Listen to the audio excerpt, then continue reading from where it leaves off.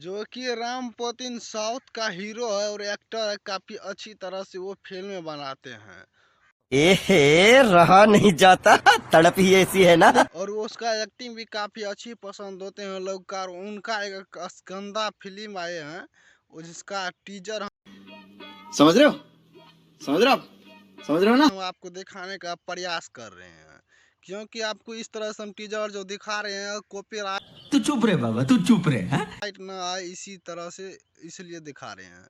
लेकिन जो है अब यहाँ पे बताया गया है कि अब ये मार मार उसका खोपड़ी तोड़ साले का मार। जो इसका जैसे पहले आई स्मार्ट आया था शंकर का फिल्म, शाबाश बेटा, बहुत बढ़िया। इसी तरह से इस फिल्म का भी किया गया, लेकिन उससे बेहतर सिनेमा ये बना हुआ है और ये सिनेमा आपको देखने में काफ़ी अच्छी लगेगी। तो आई स्मार्ट आपने देखे होंगे, अगर नहीं देखे होंगे तो जाके देख लीजिएगा फिल्म मूवी आ चुका है।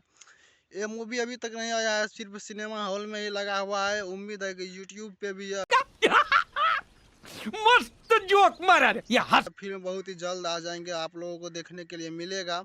तो आपको यह वीडियो कैसा लगा, इस जानकारी के लिए आप अरे पैसा दे फोन का। कमेंट में बताइएगा।